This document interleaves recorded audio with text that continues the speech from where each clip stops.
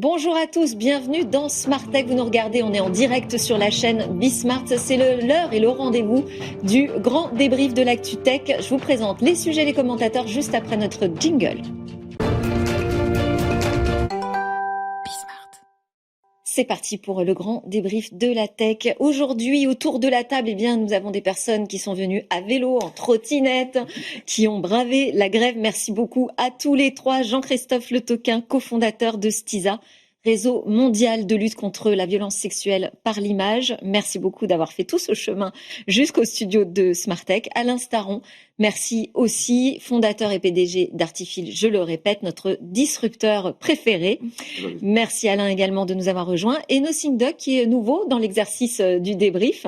Enchanté, bienvenue. Merci aussi d'avoir fait tout ce trajet. Vous êtes directeur du pôle Data, IA et Cyber du cabinet de conseil MC2I. Alors, de quoi allons-nous débattre aujourd'hui ? On va parler de l'annonce de l'arrivée d'un contrôle parental dans ChatGPT. Tout ça annoncé dans le cadre d'un suicide d'un adolescent. Est-ce que vous pensez que c'est rassurant comme prise de décision de la part d'OpenAI ou alors que c'est vraiment la fausse bonne idée ? J'entendrai vos points de vue tout à l'heure. On va parler aussi des nouvelles lunettes de Meta et de ses innovations pour chacun aussi donner son avis. Est-ce que vous vous dites waouh, c'est vraiment génial tout ce secteur de la tech, on est en train de vivre un moment important parce qu'il y a vraiment de nouveaux appareils qui vont nous connecter au réseau, ou alors ça vous fait peur? Mais on commence avec un tout autre sujet, puisque la commission d'enquête parlementaire sur les effets psychologiques de TikTok sur les mineurs, présidée par le député Arthur Delaporte, a rendu ses conclusions début septembre. Et nous sommes connectés avec sa rapporteuse, Madame la députée pour Ensemble pour la République de la Marne, Laure Miller. Bonjour. Bonjour. Merci aussi de nous rejoindre à distance. On a vu déjà beaucoup de commentaires autour de vos travaux et des résultats de l'enquête de la commission. TikTok présenté comme finalement le pire du pire. Est-ce que c'est ça vraiment, selon vous, le pire des réseaux sociaux aujourd'hui, TikTok, pour les mineurs ? Alors, c'est en effet le sentiment qu'on avait en tout cas moi, lorsque j'ai proposé la création de cette commission d'enquête, donc au début de l'année, parce que on voit bien que c'est en tout cas celui qui est à la fois qui attire le plus la jeunesse aujourd'hui. On voit bien l'explosion de l'usage de TikTok depuis finalement le Covid, donc juste après sa création jusqu'à aujourd'hui. On voit bien que voilà, ça va de façon crescendo et que par ailleurs c'est celui qui est le plus redoutable, on va dire, en termes d'addiction, mais aussi en termes de mauvaise modération. En tout cas, c'est ce qu'on a pu percevoir à travers les travaux qu'on a effectués pendant les 4-5 derniers mois. Et c'est la raison pour laquelle, en effet, on a choisi de pointer du doigt TikTok, tout en disant bien, dans un second temps, qu'en réalité, ce qu'on voit, c'est que les autres réseaux sociaux tentent à copier TikTok, puisqu'il est extrêmement addictif et extrêmement redoutable, et que donc les préconisations qu'on formule à l'issue de ces travaux portent finalement sur l'ensemble des réseaux sociaux, s'agissant en tout cas de notre jeunesse. Oui, c'était ma question. Est-ce que vos recommandations peuvent vraiment s'appliquer à tous les réseaux sociaux ? Est-ce qu'il y a des spécificités notables chez TikTok ? Est-ce que la question aussi d'un réseau social piloté par la Chine pose un problème, selon vous, spécifique pour le public le plus jeune ? Alors oui, pour répondre à vos questions, en effet, TikTok, ce qu'on a mis en évidence, c'est deux éléments qui nous semblent faire partie intégrante de sa stratégie et qui sont, comme je le disais, copiés par les autres. Le premier, c'est le design qui est extrêmement addictif. Finalement, TikTok, ce sont les premiers à avoir conçu cette idée de vidéo qui défile de façon infinie en mode plein écran sur nos téléphones et qui, en effet, nous conduisent à rester très, très longtemps parce que c'est un peu comme le phénomène des machines à sous. Comme vous ne savez pas quelle est la vidéo qui va suivre, vous avez envie de rester et finalement, vous partez pour 15 minutes et puis vous restez finalement 2 heures. En tout cas, c'est ce qui se produit chez nos jeunes. Et le deuxième élément redoutable chez eux, c'est l'algorithme qui est très singulier, qu'on ne connaît d'ailleurs pas très bien puisqu'il y a beaucoup de secrets autour de leur algorithme, mais qui est un algorithme très enfermant qui arrive à capter toutes les 4-5 secondes des éléments supplémentaires sur nous, sur ce qu'on est, sur ce qu'on a envie de voir et qui fait que, en tout cas chez les très jeunes, il y a un côté très enfermant qui va parfois jusqu'au pire puisque puisque les contenus sont beaucoup de contenus trash, de contenus radicaux, et c'est ce qui enferme. Et pour répondre à votre dernière question, en effet, et ça pour le coup c'est un travail qui avait été fait par les sénateurs, qui avaient aussi fait l'année dernière une commission d'enquête, mais qui était vraiment ciblée sur la question des ingérences étrangères. Oui. Et en effet, on peut quand même se poser la question. Ils ont un TikTok qui s'appelle Douyin chez eux, qui est extrêmement limité et extrêmement contrôlé vis-à-vis de leur jeunesse, puisqu'il y a des contenus éducatifs, puisqu'il s'éteint à 22h le soir pour laisser les enfants dormir notamment. Et chez nous, ils nous envoient un TikTok qui est complètement débridé. Jean-Christophe, je voulais vous faire réagir sur la partie contenu dangereux, parce que lors de l'enquête ont été mis en avant par exemple des contenus incitant à l'automutilation chez les jeunes. Est-ce qu'il vous semble aussi que c'est le pire du pire TikTok aujourd'hui sur la diffusion de contenus dangereux, délétères pour la jeunesse ? Effectivement, comme ils sont très populaires auprès des jeunes, forcément, donc tout ce qu'ils font, et étant les premiers, les leaders, ils veulent le garder, forcément ce qui va pouvoir dériver va se retrouver sur TikTok. Mais comme l'a dit Madame la députée, les autres n'ont qu'une pensée, c'est arriver à retrouver la même efficacité, je dirais, commerciale, je dirais, traditionnelle, et qui va donc effectivement pouvoir arriver aux mêmes dérives. Donc c'est extrêmement important d'avoir une vision globale et effectivement, viser et transformer TikTok en bouc émissaire, c'est leur rhétorique, c'est comme ça qu'ils le vivent en fait, n'est pas le plus efficace. Ça a été une enquête houleuse en plus, hein, je vois Alain réagir. Oui. Oui, en fait, effectivement, TikTok est en tête. Effectivement, les autres veulent le copier. Et donc, le meilleur moyen d'éviter la copie, c'est d'arrêter TikTok. Sinon, la dérive va continuer à l'infini. Oui, c'est-à-dire que quoi, que ça sert de leçon aux autres, c'est ça ? Non. Si on voit que c'est un danger, et même si on suppose sans en être sûr que c'est un danger, qu'est-ce qu'on veut ? On va attendre qu'il y ait beaucoup plus de suicides pour dire « Ah oui, vraiment, il faut l'arrêter ». Moi, il y a un principe de précaution qui devrait s'appliquer aussi. J'entends déjà donc pour l'interdiction de TikTok. C'est moi. Au moins de 15 ans Au moins de 15 ans. Moins de 15 ans. Enfin, dès qu'ils ont pas. Ouais. Et l'autre truc que je trouve vachement bien dans le rapport, c'est de créer un. Non, c'est pour l'autre sujet, c'est pas pour celui-là. Avant de faire ce petit tour de table sur pour-contre, hein, je voulais revenir sur l'enquête quand même, qui a été, je disais, assez houleuse avec des influenceurs plutôt rétifs, hein, pour être gentil. En tout cas, c'était des influenceurs aussi qui étaient sur la sellette, donc ils arrivaient en position défensive. Est-ce que vous avez le sentiment, parce qu'on en a vu certains claquer la porte, entre guillemets, enfin en tout cas se déconnecter pendant leur audition, est-ce qu'il vous semble quand même qu'il y a un début de prise de conscience de l'impact qu'ils peuvent avoir auprès de leur public, Laure Miller ? Alors, je ne sais pas si j'irai jusque-là. Oui, ils étaient en effet très lucides sur... tous ont dit, d'ailleurs, qu'ils préconisaient d'interdire l'application, donc d'interdire TikTok aux plus jeunes, parce que tous ont bien conscience et nous expliquaient que, finalement, ce sont les contenus, comme je le disais, qui sont les plus problématiques, qui sont les plus payants, les plus rémunérateurs, que la plateforme pousse. Et donc, eux l'ont très bien compris et l'appliquent à leur propre façon de faire sur TikTok en particulier. Donc, ils savent que c'est des vidéos sur lesquelles il faut les premières secondes attirer les gens. Et donc, comment est-ce qu'on attire ? On attire en allant vers le trash, en allant vers quelque chose de très radical pour que les gens restent. Donc, ils étaient très lucides, mais finalement, c'est juste les profiteurs d'un système qui existe à travers la logique TikTok et la stratégie TikTok. Donc, l'idée n'était pas de les blâmer particulièrement ou de faire de moraliser cette commission d'enquête. C'était simplement, moi, je trouve, l'intérêt, comme en plus on en a beaucoup entendu parler, de montrer aussi aux parents, voilà, en fait, ces influenceurs-là, ces TikTokers, eh bien, c'est ce que regardent vos enfants, parce qu'en fait, tous les parents connaissent TikTok, mais est-ce que beaucoup de parents sont déjà allés sur l'application pour regarder les comptes les plus suivis par la jeunesse aujourd'hui ? Ça, c'est moins sûr. Et donc, c'était une manière de dire, vous voyez, voilà, ceux-là, ils sont suivis par des millions de jeunes dans notre pays et ailleurs, et voilà à quoi ça ressemble. Et il y a une suite qui sera donnée sur les contenus qu'ils diffusent et qui sont parfois vraiment problématiques. Il y a déjà des suites qui ont été données, vous savez. Alors, je veux pas faire de la publicité, mais par exemple, Adé Laurent qui diffuse des contenus à caractère très sexuel et avec une vision de la femme extrêmement contestable. Lui a été masculiniste et il y en avait d'autres. Lui, par exemple, a été banni de la plateforme. Seulement, est-ce que c'est vraiment le rôle soit d'un parlementaire, soit d'une ministre de devoir faire le tri dans une masse de contenus problématiques et d'interpeller TikTok pour qu'il daigne retirer de la plateforme des contenus problématiques, je ne crois pas.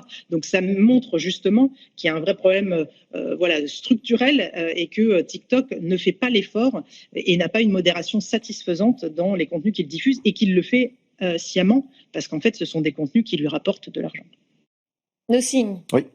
Quel est votre avis sur cette affaire? Faut-il ou non interdire ou limiter à certains contenus, je ne sais pas, ce réseau social TikTok aux moins de 15 ans?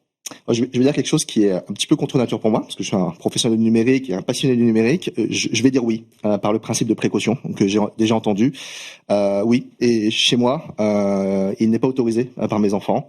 15 ans, ça vous semble le bon âge comme limite? Il y a un débat là-dessus, parce qu'évidemment, est-ce que 15 ans, est-ce que c'est 16 ans, est-ce que c'est 17 ans? En tout cas, factuellement, aujourd'hui, la majorité numérique en France est de 15 ans, donc c'est un bon repère. Officiellement, mais alors c'est pas vraiment mis en œuvre. Oui, c'est le problème aujourd'hui. Effectivement, le contrôle de l'âge aujourd'hui, les technologies existent, mais elles sont au bon vouloir des personnes qui veulent les déployer, et ce n'est pas correctement déployé.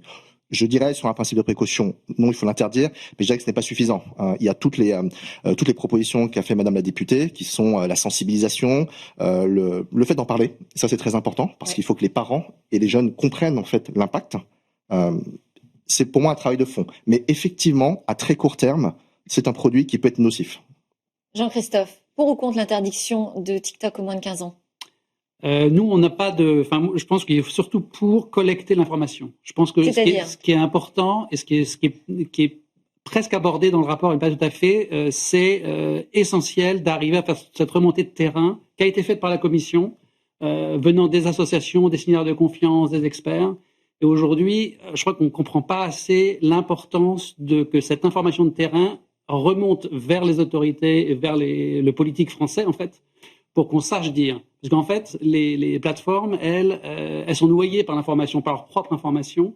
Et la manière d'avoir de l'impact sur elles, c'est de leur mettre sous le nez les informations qu'elles trouvent. Et ce rapport est hyper utile pour ça et va rester, je pense, pour TikTok. Et ils vont mettre du temps à le digérer, mais ils vont le digérer.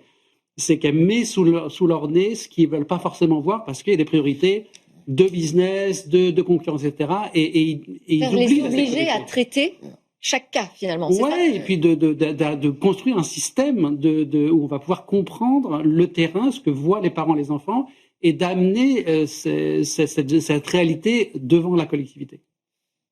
Oui. TikTok a une société sœur en Chine qui fait pas ça du tout. Donc, je pense au contraire, il faut qu'on arrête d'être naïf. Ils sont particulièrement lucides. C'est de la soft power. Ils sont là pour nous dézinguer et ils le font. Donc, ou bien ils nous remettent les contenus chinois que j'ai vus qui sont géniaux. C'est une façon de mettre la pression en disant, nous voilà, il y a ça qui on coupe à 22h, on coupe à 22h TikTok, ça c'est facile, c'est pour tout le monde. On cherche à mettre en place des contrôles d'âge, mais on sait bien que c'est pas forcément facile. Et effectivement, on peut aussi travailler sur les contenus, mais qui copie le TikTok chinois, que je trouve vachement bien, moi. Mais c'est une politique, c'est justement aux politiques occidentales de faire ce que font les autres gouvernements. Je veux dire, c'est une question éminemment politique et il y a un autre chemin qui a été choisi par les États-Unis, c'est de dire finalement on prend un contrôle encore plus important sur cette plateforme, à la fois sur les données qui sont collectées, utilisées, mais aussi même sur l'algorithme. Maintenant, sera vraiment piloté par les Américains et non plus par la Chine. Finalement, moi je voulais vous faire réagir là-dessus, Madame Miller, c'est que en proposant une interdiction de TikTok aux moins de 15 ans, on fait reporter la responsabilité sur les parents qui contrôlent pas suffisamment ce que font leurs enfants. On empêche des utilisateurs de 15 ans qui ont quand même peut-être envie de pouvoir se connecter aux réseaux sociaux avec leurs amis. Mais en revanche, quelle pression on met sur cette plateforme TikTok? Est-ce qu'on manque pas un petit peu de volonté justement vraiment politique de s'attaquer directement aux plateformes?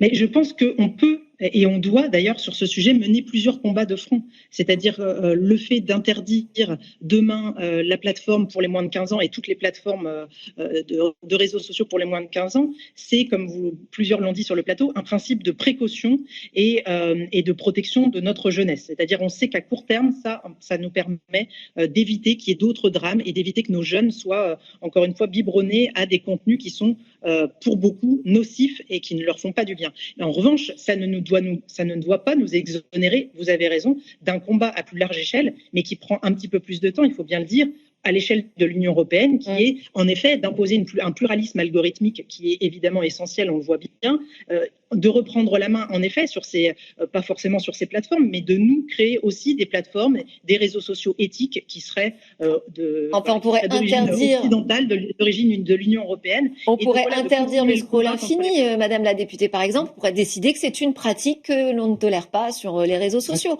On pourrait décider aussi de prendre le contrôle, nous aussi, sur ces algorithmes, ou en tout cas d'exiger une véritable transparence. Enfin, il y a des choses à faire aussi. Oui, il y a des choses techniquement, bien sûr, mais je dirais que le sujet est compliqué. Et comme tout combat compliqué, il se gagne sur plusieurs fronts, en fait. Et je voudrais revenir sur un front qui a été cité dans le rapport et qui a été un petit peu dévoilé, c'est aussi sur la responsabilisation de tous les acteurs, la responsabilisation des parents. On peut pas toujours reporter la faute aux parents. Il y a la responsabilité des plateformes, on en a beaucoup parlé, mais je pointe aussi la responsabilité des producteurs de contenu. Si moi demain j'incite au suicide, je suis pénalisé. Oui. Il faut que les producteurs de contenu qui font des contenus qui sont jugés illicites soient pénalisés. Oui. Aujourd'hui, il y a une zone quasiment de non-droit, et en tout cas, on ne se sent pas concerné. Et on se sent pas inquiété quand on fait des choses qui sont un peu border parce que ça nous rapporte de l'argent. Donc, je pense qu'il faut responsabiliser tous les acteurs de la chaîne, du producteur jusqu'au consommateur. En tout cas, on peut vous féliciter pour ce travail, cette commission d'enquête, Laure Miller. Merci beaucoup d'avoir été avec nous. Je rappelle que vous êtes député de la Marne, Ensemble pour la République. Merci encore. Merci beaucoup. On continue à parler de la protection des mineurs, puisqu'il y a eu cette annonce d'arrivée, de lancement d'un contrôle parental dans ChatGPT.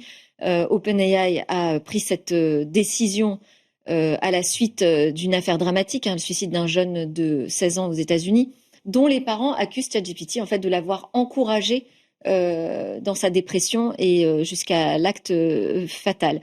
Alors, ce contrôle parental dans le chatbot mis en place par l'IA générative d'OpenAI, ça vous semble être une bonne idée ou vraiment une fausse bonne idée? Qui veut donner son avis en premier? Allez, Alain. Sur le principe, moi, j'adhère, mais j'ai une confiance peut-être exagérée dans les capacités des algos. Le principe, c'est quoi? Le principe, c'est d'arriver à comprendre à travers les échanges quel est l'âge mental, pas civil, l'âge mental de l'interlocuteur. Bon. Et la deuxième chose, c'est être capable de détecter des dérives de dépression, et voire pire. Bon. Donc moi, je trouve que sur le principe, c'est une bonne idée. Il y aura comme toujours des erreurs, il y aura des faux positifs, il y aura des faux négatifs, donc il faut se préparer à ça. Mais enfin, on vient d'une situation où il n'y a rien. Donc c'est de toute façon pas idiot. Voilà. Et l'autre chose que je trouve bien, et je ne sais pas si c'est vraiment faisable, c'est comme il faut s'inscrire pour avoir un compte sur ChatGPT, si on est mineur, qu'avoir un compte parent, c'est ça. Ça permet de renforcer. On dit tous, les parents doivent se responsabiliser. Là, là, ils donnent un outil. Je trouve ça bien. Jean-Christophe. Toute évolution qui vise à améliorer la sécurité et l'intégrer dans les services est forcément une bonne chose en soi. Quand on regarde le monde automobile, la ceinture de sécurité en France, c'est 1973. C'est 90 ans après la création de la voiture. Donc là, ChatGPT, on est à 2 ans, quelques années. Déjà, ils commencent à mettre des dispositifs et ça va devenir vraiment une attente forte des citoyens. Donc ça, c'était un sujet d'ailleurs du côté des fournisseurs d'accès. Ça a pris un petit peu de temps à se mettre en place. Le contrôle parental, c'est devenu maintenant la ceinture de sécurité basique. Pour autant, ça ne nous a pas protégés de tous les dangers. Non, après, rien n'est parfait. Donc, ça sera intéressant effectivement de voir comment ils l'installent. Là, c'est toujours la question pour l'Europe qui n'a ni la puissance technologique américaine, ni la puissance politique chinoise. On a, une force qui est comme un cadre, je dirais, droits de l'homme, droits humains, état de droit qui est intéressant. Mais pour que ça ait de la valeur, il faut qu'on puisse remonter de l'info chez nous. C'est-à-dire que toute politique qui dise on va pousser les acteurs techno à se responsabiliser tout seuls, ça veut dire qu'on reste aveugle sur ce que voient nos citoyens, nos parents. Donc pour l'Europe, c'est essentiel qu'on développe le réflexe, il n'est pas là aujourd'hui, de dire il faut que l'on ait une remontée de terrain extrêmement proche, qu'on sache ce qui se passe chez nous avant de pousser nos citoyens, nos parents, nos enfants à aller parler à ChatGPT, à TikTok, etc. Parce que si on est aveugle, on peut pas comprendre où on va. Ouais. On pourrait aussi leur dire d'aller sur Mistral. Aussi. Interroger le chat. C'est ça. Nocine, votre avis sur le contrôle parental? Moi, mon avis, c'est qu'avant le contrôle parental, je souhaiterais déjà un mode enfant. C'est-à-dire un mode où, quand les enfants l'utilisent, déjà, il y a une sécurité sans contrôle parental. Ça, c'est pas difficile à faire. Technologiquement, c'est très simple à faire. La question est, est-ce que c'est Je ne sais pas rentable? si c'est si simple à faire d'ailleurs. C'est très simple, parce que la question dans les interviews de l'IA. vous filtrez en fait le contenu. Le propre de ces outils, c'est de sélectionner la bonne information. Il suffit de rentrer dans les algorithmes le fait de filtrer des informations qui ne soient pas, on va dire, accessibles à des mineurs. Et ça, il suffit de définir ce qu'on entend par là. Il va être très limité. Est-ce que les jeunes vont avoir envie de l'utiliser? Parce que finalement, très vite, il va dire ah ben ça je peux pas. Les jeunes, ils veulent toujours du trash. Donc ça va pas, faut tant pis s'ils en ont pas envie, mais à un moment, il faut les protéger d'eux-mêmes. Confident. C'est pas forcément trash. C'est vrai. Mais voilà, si l'adolescent peut plus parler de sa détresse, il va plus aller vers ChatGPT. Un mode enfant, ça veut pas dire forcément interdire les contenus. Ça veut dire les présenter d'une certaine manière qui soit acceptable et adaptée pour son public, en fait. Et je dirais que là, on parle de contrôle parental. Moi, je préfère le terme plutôt d'accompagnement parental. Parce que le principe, en fait, d'un contrôle parental, c'est la première chose à laquelle on pense, c'est le blocage, en fait. Or, ce genre d'outil est très important quand même pour le développement et l'appropriation du numérique. Et donc, moi, je préfère plutôt des outils qui permettent effectivement d'avoir des comptes famille, qui permettent de créer une forme de lien entre les parents et les enfants, qui permettent aux parents d'accompagner dans, on va dire, l'utilisation correcte de ce genre d'outils. Mais bon, est-ce qu'un ado de 14-15 ans va continuer à se confier sur ce qu'il pense ou sa colère vis-à-vis de ses parents? Parce que parfois c'est ça, hein. Dire, il m'énerve, mon père, nanana, et ma mère. N'en parlons pas.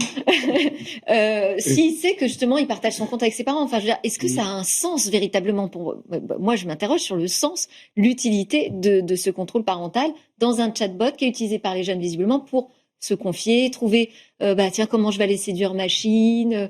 Voilà, tout ce qui nous passe par la tête quand on est adolescent, on n'a pas envie de le partager avec ses parents. Non, mais ça, donc on arrête d'utiliser ChatGPT s'il y a un contrôle parental. Non, je pense pas. Je pense que dans le numérique, vous pouvez faire beaucoup de choses. L'imagination est très forte et la technologie est là. Vous pouvez imaginer beaucoup de choses. On peut très bien trouver des mécanismes de contrôle sans partager, par exemple, l'historique et la vie privée, sans que le jeune sente que sa vie privée soit ouverte, y compris à ses parents. Il y a plein de mécanismes possibles. C'est une question de volonté, c'est une question de conception. Tout à fait possible. On fait des choses très, très importantes et très intéressantes quand il y a du business. Là, il faut le faire aussi sur un angle qui est différent, qui est l'angle des valeurs, en fait. Jean-Christophe, est-ce qu'il y a d'autres solutions qui pourraient être mises en œuvre? Parce qu'il y a effectivement, pour moi, il y a un problème de responsabilité de la part d'OpenAI, mais plus seulement. De mettre entre toutes les mains, finalement, des technologies hyper puissantes dont on ne sait plus tellement comment on peut avoir le contrôle dessus. Aujourd'hui, on est dans une société qui privilégie, je dirais, l'innovation, on lance ses produits, et puis après, les produits sont, parfois à l'insu de leurs créateurs, détournés par l'utilisateur. Donc ça, on fait ça avec la voiture, on revient... Donc pour l'instant, on n'autorise pas les voitures autonomes à rouler n'importe comment, n'importe où. Oui. On met des limites. Et là, on n'a pas, comme c'est dans le monde réel, on a peut-être, au monde virtuel, on a moins le réflexe de comprendre la dangerosité de ça. Et ça pose la question, et c'est souligné par le rapport de Mme Miller, sur l'importance justement de comprendre l'environnement dans lequel on travaille. Et si et on est dans cette logique de liberté, et ça va pas changer. À partir de là, et effectivement, les enfants ne vont pas parler avec leurs parents. Donc, quel est le tissu, je dirais, éducatif et collectif qu'on met en place près du terrain? Et on est dans un terrain politique. Il faut, je pense, moins se focaliser sur les gens qui sont hors de notre portée et plutôt mailler le terrain et se focaliser là-dessus, où là, on a un contrôle. Et on est peut-être trop ébloui collectivement par les TikTok et les grands acteurs. Alors qu'en fait, notre champ d'action à nous, il est on a la matière, en fait. On a la matière et on la laisse partir en dehors de notre contrôle. Donc, et puis peut-être qu'il faut imposer aussi dans ces outils des messages pour faire de la pédagogie de l'éducation numérique. Comment fonctionne ce chatbot? Quelles sont ses limites? Quelles sont ses compétences et ses incompétences? Et ça, on devrait imposer ces messages d'alerte systématiquement. On n'a plus beaucoup de temps. Il nous reste 4 minutes pour notre dernier sujet. Je voulais vous faire réagir sur l'innovation présentée dans les nouvelles lunettes par Meta, les lunettes connectées. Donc, les Meta Ray-Ban Display, c'est leur nom désormais, qui intègrent un écran couleur capable d'afficher des messages, des notifications, des photos. Enfin voilà, c'est super. On peut le piloter désormais grâce à un bracelet. Donc à partir de gestes, on n'a plus besoin de sortir son smartphone. Selon Mark Zuckerberg, sa vision, c'est véritablement de dire c'est le futur, c'est la nouvelle plateforme numérique. Ça peut se substituer, on imagine demain, au téléphone, aux montres connectées. Quel est votre avis? Vous vous dites, waouh, c'est vraiment ça l'avenir? Vous croyez à cette vision aussi? Alors, oui, à titre personnel, oui. Ok. Je suis un technophile et je comprends la vision de Mark Zuckerberg, qui est une vision qui consiste à mélanger le réel et le virtuel. Et effectivement, Mark Zuckerberg considère que le smartphone qui se consomme à travers un écran, qui par définition bloque en fait l'interaction entre deux personnes, c'est étymologiquement le principe d'un écran, considère qu'on doit avoir des objets qui permettent une communication fluide en fait. Et il mise beaucoup effectivement sur les lunettes et les casques. Je dis waouh, mais l'aspect temporel est important. Je pense qu'on est encore un petit peu tôt dans l'adoption de ce type d'usage. Ce qui a été présenté, c'est effectivement l'apparition du Meta Display, qui a deux nouveautés. Afficher des choses sur un écran, un verre, des vidéos, des images en couleur sur un verre. Et puis une autre innovation qui est très importante, qui est le bracelet, le fameux Neural Wristband, qui permet, avec une technologie à base d'électromyographie, c'est un petit peu compliqué, permet d'interpréter les signaux électriques du poignet, et donc qui permet de piloter avec la main gauche par exemple, avec les gestes de la main, qui permet de piloter le device. Ça effectivement, ils souhaitent rentrer dans un nouveau paradigme, qui est le paradigme en fait d'une IHM renouvelée, qui ne soit plus clavier, souris, écran, que ce soit interface homme-machine. Voilà, exactement. Ok. Jean-Christophe? Ça me paraît une évolution ergonomique. Je vois pas encore la révolution des usages et j'anticipe déjà, mais c'est sans doute la déformation professionnelle, effectivement la dérive en termes d'usage, c'est-à-dire comment cette nouvelle interface peut permettre, alors le cas classique de commettre des abus ou d'aller plus loin dans la violation de la vie privée des personnes en filmant à leur insu. Donc effectivement, quand on filme, il y a une petite lumière qui s'allume, mais on peut aussi l'occulter. Oui. J'anticipe déjà je dirais les dérives possibles. Mais sur le fond, pour l'instant, oui, ok, technologiquement, c'est une vraie nouvelle dimension. Mais sur un plan d'ergonomie, on regarde un téléphone, on regarde la personne à travers un écran, le regard est quand même troublé de toute manière. Donc, je vois pas encore l'impact, je dirais, la révolution sociétale derrière regarder son téléphone. En plus, l'avantage, c'est qu'on voit la personne sortir son téléphone, donc on se dit, ok, là, elle ne m'écoute plus. Voilà. Alors que lorsqu'elle consulte sur son écran dans la lunette, mais ça se verra aussi, parce qu'on verra bien que le regard se floue. Bien, il a un regard un peu voilà.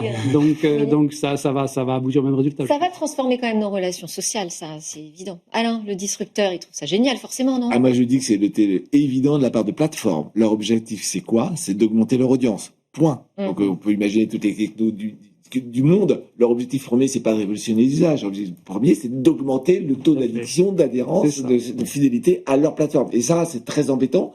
Que Ray-Ban le fasse tout seul, très bien. Que Meta le fasse avec Ray-Ban, ça me pose un peu plus de questions. Donc, il y a un premier sujet il faut pas se tromper, c'est d'abord du business. Après, il y a effectivement plein de sujets de comment je fais pour loucher. Enfin, là, la vie privée, on abandonne. Et mon deuxième sujet, c'est que non seulement c'est in, mais c'est out. C'est-à-dire que Meta sera ce que chacun regarde. Allez, ce sera ce que chacun écoute. Le dernier mot de ce débrief qui était en direct sur la chaîne Bismart. Merci à tous de nous avoir suivis. Merci à mes invités, Jean-Christophe Le Toquin de Stiza, Alain Staron d'Artifil et Nothing Duck de MC2I. À très vite sur Bismart.